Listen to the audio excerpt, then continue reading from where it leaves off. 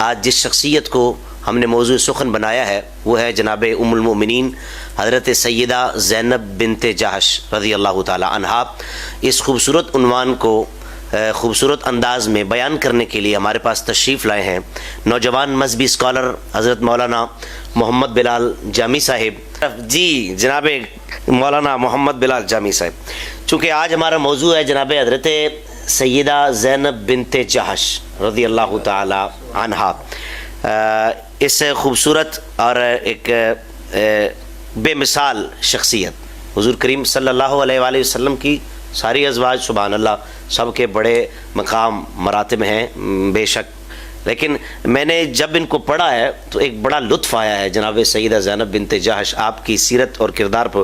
میں چاہوں گا کہ آپ ذرا ہمارے ناظرین کو کا تعارف بھی پیش کریں اور اس کے بعد انشاءاللہ ساتھ ساتھ مزید گفتگو آپ سے ہوتی رہے گی۔ بسم اللہ الرحمن الرحیم۔ یقیناً یہ ہماری سعادت مندی کی حد ہے کہ آج ہم ان پاکیزہ ہستیوں میں سے ایک ہستی کو سلامی اور ان کی غلامی جی ذکر خیر کرنے کے لیے ہمیں شرف نصیب ہوا۔ بے شک ان ہستیوں میں سے حضرت سیدہ زینب بنت جحش رضی اللہ تعالی عنہا جی سلام اللہ علیہ ہمارا آج کا موضوع ہے۔ تو ان کا تعارف کروانے سے پہلے میں ایک بنیادی طور پر ایک بات آپ کے سامنے رکھنا چاہتا ہوں کہ جب بھی مرد و عورت کے تعارف کی بات چلتی ہے تو مرد کے تعارف کے لیے ہم اس کے ددحال اور ننہال کو دیکھتے ہیں، ہاں جی، اور اسی طرح جب ہم عورت کی بات کرتے ہیں تو عورت کے پھر ساتھ ایک تعارف مزید بڑھ جاتا ہے جی، اسپیشلی جب عورت شادی شدہ ہو تو پھر اس کا تعارف اس کے خاوند کے سسرال کے حوالے سے جی، یعنی مرد کا تعارف اس کے ددحال ہاں جی، اور ننہال کے حوالے سے، اور جب عورت کی بات چھڑتی ہے تو اس کے ددحال ننہال اور ساتھ ایک اضافی تعارف اس کے سسرال کے حوالے سے۔ بالکل ایسا ہی ہے۔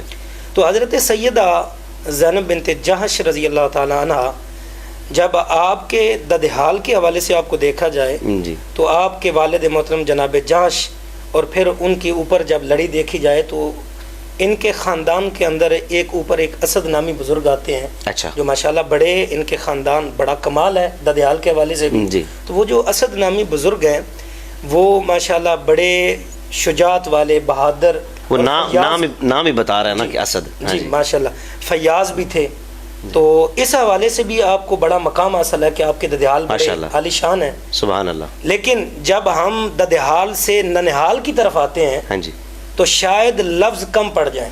واہ واہ واہ واہ، تعارف کے جتنے گوشے ہیں کیا بات ہے، ان سب گوشوں کو جب دیکھا جائے تو شاید میرے پاس وہ لفظ نہیں کہ میں اس کو بیان کر سکوں۔ آپ ہیں بیٹی سیدہ امیمہ رضی اللہ تعالیٰ عنہ، جی، جو بیٹی ہیں حضرت جناب عبد المطلب کی۔ اچھا، جناب عبد المطلب کی صاحبزادی ہیں، جناب عبد المطلب کی صاحبزادی واہ واہ واہ واہ۔ تو یوں اگر دیکھا جائے تو محبوب کریم صلی اللہ علیہ وسلم کے دادا جان بھی جناب عبد المطلب ہے۔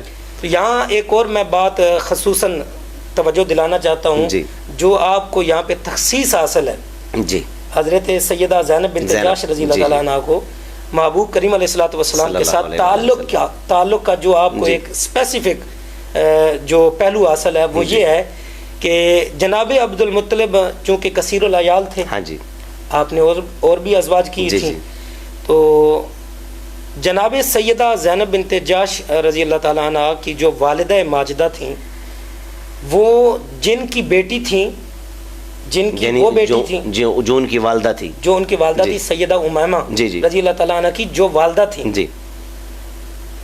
انہی کے بطن سے جناب حضرت عبداللہ تھے اور جناب حضرت ابو طالب جو حضرت علی کرم اللہ وجہ کریم کے، سبحان اللہ سبحان اللہ، جی ٹھیک ہے۔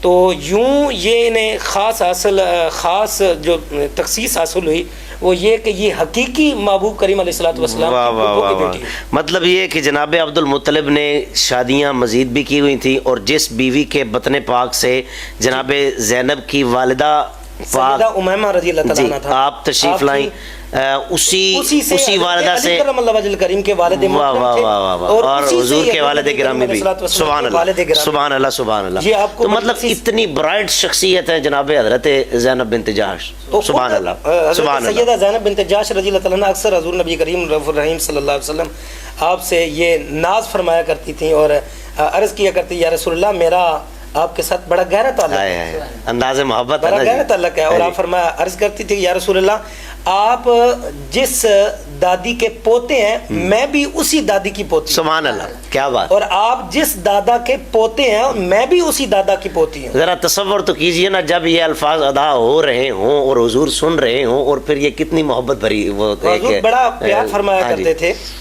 बड़ी मोहब्बत फरमाते थे। तो अब देखा जाए ददहाल भी आपका बड़ा आलीशान, सुभान अल्लाह। ननिहाल देखा जाए तो अब मेरे ख्याल में मैं तो ये समझता हूँ कि ये तो वो तारुफ हुआ ना जो हजूर नबी करीम रऊफ़ुर रहीम सल्लल्लाहु अलैहि वसल्लम का तारुफ हुआ। जी जी। तो ये तारुफ तो वो जो कुरान ने कहा इन्नल्लाह अस्तफ़ा आदम व नूहन व आला इब्राहीम व आला इमरान अलल आलमीन। जी। तो ये बाकी सारी दुनिया हुई ना फिल आलमीन वाली। हाँ जी। लेकिन ये जो घराना हुआ ये अलल आलमीन, फिल आलमीन और अलल आलमीन आप बेहतर समझ सकते हैं कि ये एक बड़ा स्पेसिफिक मकाम इन्हें बना।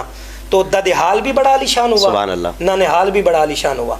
मैं अक्सर कहा करता हूँ कि जब बंदे को बहुत सारी निस्बतें हासिल होती हैं, उन निस्बतों में फिर जब एक अजीम निस्बत शामिल हो जाती, सारी निस्बतें बाकी सारे मकाम पीछे रह जाते हैं, वो जो आला निस्बत होती है वो मकाम ले जाती है। बिल्कुल। ददहाल भी बड़ा आलीशान, ननिहाल भी बड़ा आलीशान। हाँ जी। लेकिन हम जब देखते हैं कि सैयदा ज़ैनब बिन्त जहश रज़ी अल्लाह तआला अन्हा का ताल्लुक जब हुजूर की ज़ात के साथ अज़दवाजियत में हुआ, वाह वाह वाह, तो फिर आपका मकाम इतना आला हो गया कि जैसे सूरज के सामने सितारे हैं। सुभान अल्लाह। बाकी सारे रिश्ते पीछे रह गए। जी जी। बाकी सारी निस्बतें पीछे रह गई। हाँ जी। ये जो निस्बत रसूल सल्लल्लाहु अलैहि वसल्लम था अब ये मकाम आला हो गया। अच्छा, मादरत से मेरे ज़हन में एक सवाल आ रहा है, पता नहीं बाद में मैं कहीं भूल ना जाऊं कि हुजूर करीम अलैहिस्सलातु वस्सलाम के अज़वाज में से सिर्फ एक ज़ौजा पाक हैं जो कुंवारी थी, यानी हज़रत आयशा सिद्दीक़ा रज़ी अल्लाह तआला अन्हा। तो ये ज़ैनब बिन्त जहश आपकी भी पहले यकीनन फिर कहीं शादी हुई होगी जी। ये बेवा हैं या मुतल्लक़ा हैं, ज़रा इस ज़िमन में ज़रा इरशाद फरमाइए। सोहेल भाई मैं इस पे भी रोशनी डालता हूँ, ज़रा तारुफ को थोड़ा मुकम्मल होने दें। मैं ये सवाल ज़हन में रखता हूँ, इससे आगे जाके बयान करता हूँ।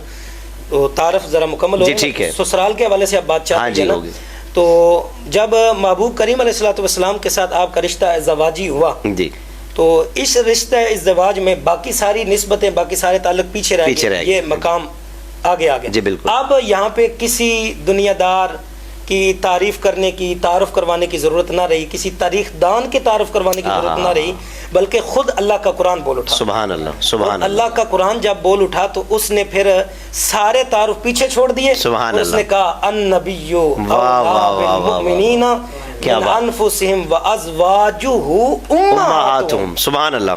व अज़वाजुहु उम्महातुहुम के, और फिर इसका जो लॉन्ग टर्म ताल्लुक है मोमिनीन के लिए, फरमाया क़यामत तक के लिए जितने भी मोमिन होंगे सब की ये माएँ खिलाएंगे। सुभान अल्लाह, सुभान अल्लाह। सब यहाँ पे फिर ये भी पहलू निकलता है कि हकीकी मानों में मोमिन होने के लिए हुजूर की सारी अज़वाज को माएँ मानना पड़ेगा। बिल्कुल। और अगर कोई थोड़ी सी भी इसमें खलश रखता है तो उसका मतलब उसका ईमान नहीं है, गया, वो ईमान से तो हाथ धो बैठा। अब देखे ना, जिसको मेरा भाई के कि ये तेरी माँ है जी जी, उसको मैं तस्लीम करूं, जिसको मेरा बाप कहे कि ये तेरी माँ है जी, मैं उसे तस्लीम करूं, चाचा कहे, दीगर रिश्तेदार कहे कि ये तेरी माँ है, उसको तो मैं माँ कहूँ, उसको प्रोटोकॉल दूं। और इस कदर प्रोटोकॉल के कुरान कहता है कि उसके कदमों नीचे तुम्हारे लिए जन्नत है। वाह। लेकिन जिसको खुद कुरान कहे कि ये तुम्हारी, सुभान अल्लाह, फिर उसका मकाम कितना आला। हाँ हाँ। अब चलते हैं आपके सवाल की तरफ। ये तो तारुफ था ना। हाँ जी। अब आपके सवाल की तरफ, तो सैयदा ज़ैनब बिन्त जहश रज़ी अल्लाह तआला अन्हा का जो अक़द निकाह महबूब करीम अलैहिस्सलातु वस्सलाम, ये आपको एजाज़ हासिल है। ये आपको एजाज़ हासिल है कि आप वो वाहिद ज़ौजा हैं जिनका निकाह आसमान पर اللہ کے ہاں حضور نبی کریم علیہ الصلوۃ والسلام سے ہوا. دنیا میں یہاں آپ کا نکاح نہیں پڑھا گیا. اچھا پڑھا ہی نہیں گیا. حکم نازل ہوا یہ نکاح جو حضور نبی کریم رؤوف رحیم صلی اللہ علیہ وسلم کے ساتھ ہوا یہ دوسرا نکاح تھا. آپ متعلقہ تھیں. پہلا نکاح جو آپ کا ہوا ہے وہ آپ کے محبوب کریم علیہ الصلوۃ والسلام کے آزاد کردہ غلام آپ کے متبنہ منہ بولے بیٹے حضرت زید بن حارثہ. اچھا یہ بھی میں یہاں بیان کرتا چلوں کہ حضرت زید بن حارثہ بیسیکلی غلام نہیں تھے. اچھا آپ بھی ماشاءاللہ بڑے عالی گھرانے کے فرد تھے. واہ واہ واہ. لیکن عرب کے معاشرے میں یہ ایک بڑا عیب سمجھا جاتا جس کے نام کے ساتھ ایک مرتبہ غلامیت کا دھبا لگ جاتا لگ گیا بس وہ غلام وہ ساری زندگی کے لیے وہ اب اس کے ساتھ وہ دھبا اس کے لیے عیب شمار کیا جاتا تھا. جی جی جی. حضرت زید بن حارثہ رضی اللہ تعالیٰ عنہ محبوب کریم یہ ایک لمبی بات ہے کہ جب وہ حضور نبی کریم رؤوف رحیم صلی اللہ علیہ وسلم کے پاس آئے تو آپ نے ان کی محبت کو دیکھ کر اپنا بیٹا بنا لیا کہ میں آپ کو اپنا بیٹا مانتا ہوں. تو لوگوں نے بھی یہی تصور اور عرب کے معاشرے میں جو متبنہ تھا اسے حقیقی بیٹا جانا جاتا تھا. صحیح. یعنی اسے ساری وہ مراعات دی جاتی تھی. جی. تو حضور نبی کریم علیہ الصلوۃ والسلام نے آپ کی دل جوئی کے لیے آپ سے محبت کے لیے اور ایک عام شرعی مسئلے سے پردہ ہٹانے کے لیے آپ نے جو غلام اور آزاد کا جو ایک لوگوں کے درمیان فرق تھا اسے ختم کرنے کے لیے اپنے گھر سے آغاز کیا اور اپنی پھپھو ذات بیٹی سبحان اللہ پھپھو ذات بہن حضرت سیدہ زینب بنت جاش رضی اللہ تعالیٰ عنہ ان کو اس بات پہ راضی کیا کہ آپ ان سے نکاح کریں. اچھا یہ حضور کے فرمان پہ یہ ان سے نکاح فرمان پہ ان کے ساتھ ان کا نکاح ہوا ان کی حضرت زید بن حارث کی دلجوئی کے لیے. صحیح. اور اس چیز کو ختم کرنے کے لیے کیا انداز ہے برابری اور جو بڑا پن آ جاتا ہے کہ جی میں وہ غلام ہے میں آزاد ہوں لوگوں کے سامنے اسے اشکارا کرنے کے لیے. تو حضرت سیدہ زینب بنت جاش رضی اللہ تعالیٰ نے عرض کی کہ یا رسول اللہ مجھے سوچنے کا موقع دیجیے. آپ کے بھائی نے بھی. تو ادھر سے رب کا قرآن نازل ہوا. سبحان اللہ. قرآن نازل ہوا کہ جب محبوب کریم علیہ الصلوۃ والسلام تمہارے درمیان فیصلہ کر دیں اور تم سوچ میں پڑ جاؤ. فوراً حضرت عبداللہ بن جاش آپ کے بھائی اور حضرت زینب بنت جاش رضی اللہ تعالیٰ عنہ انہوں نے فیصلہ کیا یا رسول اللہ ہم آپ کے حکم پر سر تسلیم خم کریں. کیا بات ہے. مختصر یہ کہ آپ کا نکاح ہو گیا. ٹھیک ہے. نکاح ہو گیا. اب یہ حکم تھا اس کی تعمیل ہو گئی لیکن یہ ایک سال کے لیے زیادہ سے زیادہ یہ نکاح چلا وہ بھی محبوب کریم علیہ الصلوۃ والسلام کے بار بار فرمانے. لیکن چونکہ ایک فطری بات ہے کہ حضرت زینب دل سے تسلیم نہیں کر پائی. حضرت حکم تو مان لیا لیکن دل سے تسلیم چونکہ آپ دیکھیں نا بڑے عالی گھرانے کی تھی اور رسول اللہ صلی اللہ علیہ وسلم کے قریش. پھر وہ اقبال نے بھی غالباً کہا تھا نا کہ خاص ہے ترکیب میں قوم رسول ہاشمی. یہ تو پھر بات ہے نا جی وہ ایک فطرتی بات ہے انسان کے اندر پھر وہ بات تو ہوتی ہے. خیر حضرت زید بن حارثہ گائے بگائے حضور کی برگاہ میں عرض کرتے حضور فرماتے نہیں خاموشی اختیار کرو برداشت کرو صبر کی تلقین فرماتے. لیکن آخر نباہ نہ ہو پایا تو طلاق ہو گئی. ادھر اللہ رب العزت کی طرف سے وحی ہو چکی تھی سرکار دو عالم صلی اللہ علیہ وسلم کو کہ اب آپ نکاح فرمائیں گے. اچھا ادھر ہی یعنی جناب سیدہ زینب بنت جاش سے نکاح آپ فرمائیں گے بلکہ اللہ نے فرمایا کہ ہم نے آپ کا نکاح کر دیا. ہم نے آپ کا نکاح کر دیا. تو رسول کریم صلی اللہ علیہ وسلم خاموشی اختیار کیے ہوئے تھے معاشرے کو دیکھ کر کہ لوگ کیا کہیں گے کہ تم نے متمنہ کی جو متعلقہ ہے اس سے نکاح کر لیا. تھوڑا محبوب کریم علیہ الصلوۃ والسلام کو بشری تقاضوں کے حوالے سے یہ ڈر تھا خوف تھا لیکن اللہ رب العزت نے اس پہ بھی وہی نازل فرمائی کہ آپ کو اپنے اندر یہ خوف ہے کہ لوگ کیا کہیں گے جبکہ میں رب ذوالجلال اس بات کا زیادہ حق رکھتا ہوں. سبحان اللہ. آپ ان کو خاطر میں نہ لائیں ان کو خاطر میں نہ لائیں بلکہ ہم نے آپ کا نکاح کر دیا ہے. ہم نے آپ تو اب رسول کریم صلی اللہ علیہ وسلم نے حضرت زید بن حارثہ کو ہی قاصد بنا کے ان کے دروازے پہ بھیجا. دنیا والوں کو بتایا اچھا زید بن حارثہ کی اب اس میں رضامندی بھی شامل تھی. ٹھیک ہے. کہ متبنہ حقیقی بیٹا کبھی بھی نہیں ہو سکتا. نہیں ہوتا. نہ ہی حقیقی اسے آپ محبت دے سکتے ہیں شفقت اس پہ کر سکتے ہیں سارے معاملات اس کے ساتھ چل سکتے ہیں لیکن حقیقی اولاد کا وہ حقیقی اولاد کی جگہ نہیں لے سکتا. تو ہے نا سورہ احزاب میں بھی غالباً ادعوہم لآبائہم واقسط عند اللہ. جی تو غالباً یہ بھی اسی سلسلہ کی ایک کڑی تھی کہ جب یہ آیت پاک نازل ہوئی. جی ارشاد فرمائیے. حضرت زید بن حارثہ جب دروازے پہ گئے اب حضرت زینب بنت جاش رضی اللہ تعالیٰ عنہ کا اللہ پر توکل دیکھیے. صرف یہ نہیں کہ رسول کریم صلی اللہ علیہ وسلم کے ساتھ ان کا ایک تعارف کے حوالے سے ایک نسبت تھی تعلق تھا تو بڑی عالی شان تھی. تو میں اکثر کہا کرتا ہوں کہ رسول کریم صلی اللہ علیہ وسلم کی ذات بے مثل و بے مثال ہے. بے شک سبحان اللہ. اس میں کوئی شک نہیں. کوئی شک نہیں. اور اس پہ ترہ امتیاز یہ کہ جس کا تعلق حضور کی ذات کے ساتھ ہو گیا وہ بھی بے مثل و بے مثال واہ جی واہ. میں معذرت آپ کی بات کاٹ رہا ہوں, میں یہاں عرض کروں گا, ایک بزرگ سے میں نے سنا تھا, وہ کہتے ہیں ہم کبھی سبزی خریدنے بھی جائیں نا تو ہم نے کریلے کو کریلا شریف کبھی نہیں کہا, ہم نے کدو کو ہی کدو شریف کہا ہے. ٹھیک ہے, وجہ کیا ہے؟ تو باقی بھی سبزیاں کھانے کی چیزیں ہیں, اللہ کی نعمتیں عطا کردہ, لیکن کیا وجہ دیکھا جائے تو کریلا ٹیسٹ میں ذرا زیادہ ہے اس سے کدو شریف سے, لیکن کریلے کو شریف کبھی نہیں کہا. کدو کو شریف کیوں کہا ہے؟ کا تعلق حضور کریم علیہ السلام کے ساتھ ہے. جی سبحان اللہ. حضرت محبوب کریم علیہ السلام کی ذات کے ساتھ جن کا تعلق ہوا وہ بے مثل و بے مثال ہو بالکل گئے, ڈیفینیٹلی, چاہے وہ ازواج ہوں, ہاں جی, حضور کی اہل بیت اطہار ہوں, جی, یا حضور کے اصحاب ہوں. سبحان اللہ. ہر کسی کا اخلاق اسی لیول کا ہے کہ جتنا محبوب کریم علیہ السلام کے ساتھ تعلق ہے. بے شک. اب زید بن حارثہ جب آپ کے دروازے پہ پہنچے نا تو باہر سے حکم دیا کہ رسول کریم صلی اللہ علیہ وسلم آپ ارادہ فرماتے ہیں آپ کے ساتھ نکاح کرنے کا. جی. تو حضرت سیدہ زینب بنت جاش رضی اللہ تعالیٰ نے پتہ کیا کہا؟ انہوں نے عرض کی کہ محبوب کریم علیہ السلام کی برگاہ میں جا کے عرض کر دو کہ میں یوں ہی جواب نہیں دوں گی بلکہ اپنے رب سے استخارہ کروں گی. واہ واہ واہ, اپنے رب سے مشورہ کروں گی, استخارہ کروں گی. اور یہ آپ کا توکل تھا کہ بغیر استخارہ کیے, بغیر اپنے رب کے ساتھ مشورہ کیے آپ نے کوئی جواب نہ دیا. اب ادھر سے وہی بھی نازل ہو چکی تھی, تو محبوب کریم علیہ السلام آپ تشریف لے گئے اور بغیر اذن طلب کیے گھر میں داخل ہو گئے. ٹھیک ہے, بغیر اذن طلب, جی, اجازت کے بغیر نکاح تو ہو چکا تھا.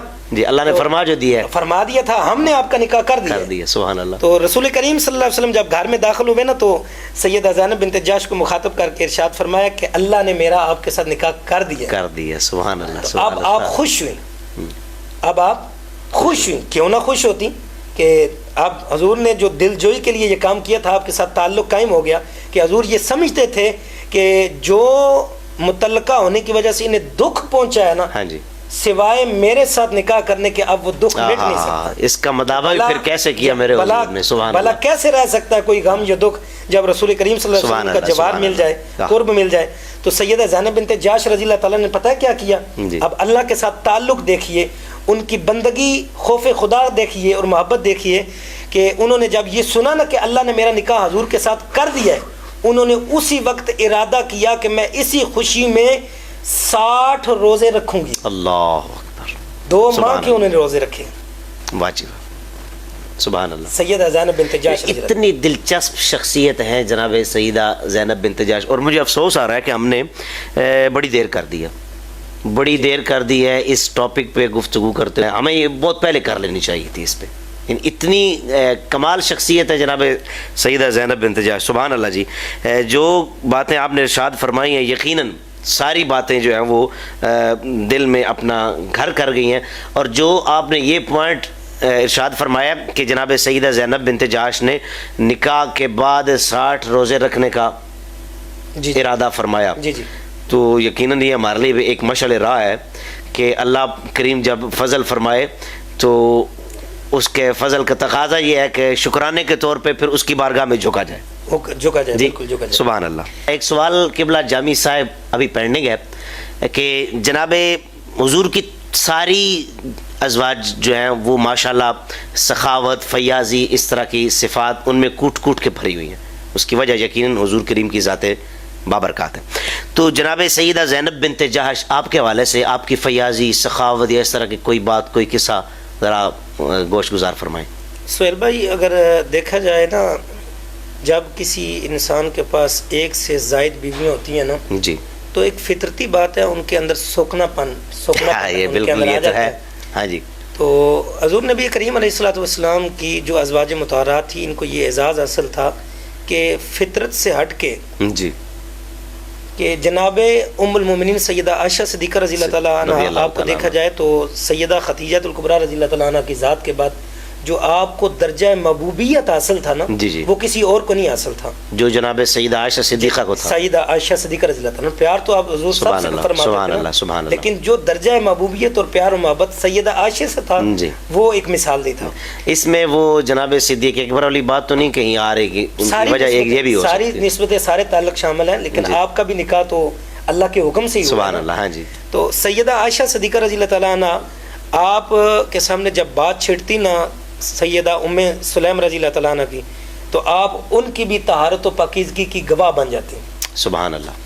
جب بات چھڑتی حضرت سیدہ زینب بنت جاش رضی اللہ تعالیٰ عنہ کی جی. تو آپ فرماتی لم آرا امرأتن قطو، کہ میں نے آپ جیسا دیندار کوئی دیکھا ہی نہیں. کیا بات ہے، کیا بات ہے، سبحان آپ اللہ. جیسا کوئی دیندار دیکھا واہ ہی نہیں. واہ واہ واہ آپ واہ. اس کی یعنی تفصیل میں صدیق باپ کی صدیقہ بیٹی کی زبان سے یہ جملے نکل رہے ہیں. جی ہے جی، فرماتی سبحان ہیں کہ اللہ. میں نے زینب جیسا کوئی دیندار دیکھا ہی نہیں ہے. واہ پھر جی، اس کی واہ. تفصیل بیان کرتے ہوئے فرماتی، آپ فرماتی کہ اللہ سے خوف رکھنے والی، صداقت والی، سبحان اللہ. زبان کی سچی. سبحان اللہ. فرمایا کہ آپ فرماتی کہ سب سے زیادہ صدقہ کرنے والی، واہ جی واہ واہ. سب سے زیادہ سخی. ہاں ہاں ہاں. جملہ مجھے زیب تو نہیں دے رہا، لیکن میں یہاں یوں عرض کر رہا ہوں، مطلب ایک سوکن دوسری سوکن کے لیے یہ کہہ رہی ہے. جی ہے جی.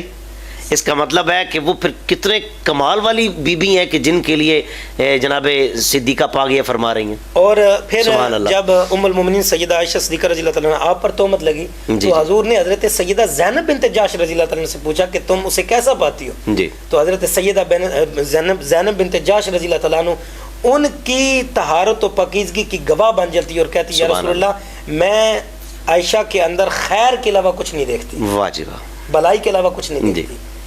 اور آپ کی فیاضی کے حوالے سے بات چل رہی تھی کہ آپ بہت زیادہ صدقہ کیا کرتی تھی. جی. تو آپ کا جو صدقہ تھا دیکھا جائے تو حضرت سیدہ خدیجہ الکبریٰ رضی اللہ تعالیٰ عنہ ازواج مطہرات میں سے بہت زیادہ مالدار تھی. جی سب سے زیادہ تقریباً یہ جانی جاتی. آپ کے بعد جو سب سے زیادہ مالدار تھی وہ سیدہ زینب بنت جاش رضی اللہ تعالیٰ عنہ. اچھا مال کے حوالے سے. اور یہ جو مالداری ان کی تھی وہ ان کی اپنی ذات اور کسب کے حوالے سے تھی. اچھا اچھا سبحان اللہ. ان کے کسب کے حوالے جی سے جی. کہ وہ آپ کو کام کرتی تھی خود. جی وہ خود دستکاری کرتی تھی، زبردست. چمڑے کو رنگتی کیا تھی، بات ہے. سلائی کر لیتی کیا تھی، بات ہے. اور پھر وہ چٹائیاں بنتی تھی. واہ جی واہ. کھجور کی چھال کی چٹائی بنتی تھی جی. تو آپ اس میں مہارت رکھتی تھیں. جی. اور پھر میں جس بات کی طرف توجہ دلانا چاہتا ہوں ہاؤس وائف کے حوالے سے کہ آج ہاؤس وائف پہ، بیویوں پہ، ازدواج پہ پابندی لگائی جاتی ہے. تو رسول کریم صلی اللہ علیہ وسلم نے اس حوالے سے کوئی پابندی نہیں لگائی. جی. وہ خود کماتی تھیں اپنے ہاتھ کا بنا کے، پھر اس کو سارا کما کر رائے خدا میں صدقہ کر دیتی. سبحان اللہ سبحان اللہ. صدقہ کر دیتی تھی.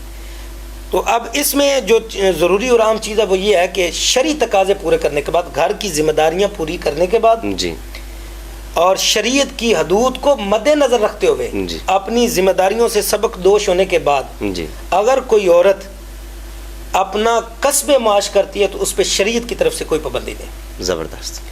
اب آخر میں اب یہ بڑا ایک اہم پوائنٹ ہے. جی بڑی اہم. ہم تو پتہ نہیں کیا کچھ بول دیتے ہیں اس زمن میں، اور لوگ بلکہ معاشرہ تو یوں سمجھے اس بی بی کو یا اس مرد کو جینے کا حق ہی نہیں دیتا کہ یہ بڑی عجیب سی باتیں کرتے ہیں. جی بالکل ایسا. ہاں جی. مرد حضرات کہتے ہیں کہ نہیں تم ہاؤس وائف بن کے رہو، گھر میں رہو، بس تمہیں کوئی کام کرنے کی ضرورت نہیں. لیکن رسول کریم صلی اللہ علیہ وسلم نے ہر حوالے سے عورت کے حقوق کو مد نظر رکھا. سبحان اللہ. اور ازواج مطہرات پر کسی قسم کی کوئی پابندی نہیں تھی. وہ رسول کریم صلی اللہ علیہ وسلم کی خدمت بھی کرتی تھی، گھر کے کام بھی. پھر جو اضافی وقت بچتا اس میں وہ اپنے کسب معاش کے لیے گھر کی حدود چار دیواری کی شریعت کی حدوں میں رہ کے، حدوں میں رہتے ہوئے اگر کوئی کسب معاش کرنا چاہتی ہے تو شریعت کی پابندی نہیں لگا. سبحان اللہ. اب آخر میں سیدہ زینب بنت جاش رضی اللہ تعالیٰ عنہ کے وصال کے حوالے سے ایک دو ضروری باتیں جو میں بتانا چاہتا ہوں کہ جب 20 ہجری میں حضرت عمر فاروق رضی اللہ تعالیٰ عنہ کے دور پاک میں آپ کا وصال ہوا تو اسلام میں یہ سب سے پہلی خاتون تھی. انہیں یہ اعزاز حاصل ہے کہ ان کی میت کے لیے تابوت بنایا گیا سب سے پہلے. اچھا، یعنی یہ تابوت کی جو روایت جو چلی ہے وہ یہاں سے چل کے اسلام کے اندر سب سے پہلی آپ خاتون ہے جنہیں تابوت کے اندر رکھ کے آپ کو دفن کیا گیا. اچھا، پھر ایک اور چیز، جی، قبر پہ جو شامیانہ لگانا، خیمہ جو لگانا ہے، وہ بھی سب سے پہلے آپ کی ہی قبر انور پر جنت البقیع میں شامیانہ لگایا گیا. سبحان اللہ. جب آپ کا وصال ہوا تو ایک روایت میں آتا ہے کہ جناب عمر فاروق رضی اللہ تعالیٰ عنہ نے مدینے میں اعلان کیا، لوگوں آج ماں وصال. اللہ اکبر. ماں وصال کر گئی. اچھا، اب یہاں پہ ایک اور بات جو رہ گئی ہے کہ رسول کریم صلی اللہ علیہ وسلم جب حیات تھے تو آپ نے اپنی ساری ازواج کو اکٹھا کر کے ارشاد فرمایا تھا کہ تم میں سے سب سے پہلے وہ مجھ سے آ کے ملاقات کرے گی جو تم میں سے لمبے ہاتھوں والی ہوگی. لمبے ہاتھوں والی. میں نے پہلے فیاضی کے حوالے سے عرض کیا نا، تو ام المومنین سیدہ عائشہ صدیقہ رضی اللہ تعالیٰ عنہ فرمایا کرتی تھی کہ ہم جب حضور فرماتے نا لمبے ہاتھوں والی تو ہم دیوار پہ ہاتھ رکھ کے ہم اپنے ہاتھ ماپا کرتی تھی. جی جی. मापा करती थी तो हमें महसूस नहीं होता था, लेकिन फिर जब सबसे पहले सैयदा ज़ैनब बिन्त जहश रज़ी अल्लाह ताला अन्हा आपका विसाल हुआ तो हमें क्लियरिटी हो गई कि यही वो शख्सियत है जिनके बारे में हजूर फरमाया करते थे कि ये बहुत ज़्यादा फैयाज है। मतलब लंबे हाथों से मुराद ज़ाहिरी हाथों की बात नहीं हो रही। हाँ हाँ, यहाँ पे ये भी एक पॉइंट देख लें कि मैं कहूँ किसी को ये सखी है तो बात पता नहीं शायद ना बने, कोई बखील कहे कि ये बंदा सखी है, बात ना बने। जो खुद सखियों का सखी है, बड़ा सखी है, यानी जो सबसे बड़ा सखी है, जो जी वो जिसे फैयाज कह दे तो उसकी फिर फैयाजी का आलम। सुभान अल्लाह, सुभान अल्लाह। तो यूं सैयदा ज़ैनब बिन्त जहश रज़ियल्लाहु का जो एक बेमिसाल किरदार ज़माने के सामने उजागर हुआ। आप रज़ी अल्लाह तआला अन्हा से 11 मरवियात हैं हदीस, और रवायात में आता है कि ये जो हदीस आपसे मरवी हैं ये सारी कुर्ब क़यामत की निशानियों के हवाले से मरवी हैं। सुभान अल्लाह। जामी साहब बहुत शुक्रिया। यकीन कीजिए एक रूह को ताज़गी मिली है, ईमान को हलावत मिली है, और बहुत खूबसूरत अंदाज में जो आपने पहलू बयान किए है उम्मुल मोमिनीन का। दुआ करता हूँ अल्लाह करीम उम्मुल मोमिनीन के सदक़े ये हमारी हाज़िरी कबूल फ़रमाए और इसी को हमारे लिए ज़रिया निजात भी बनाए।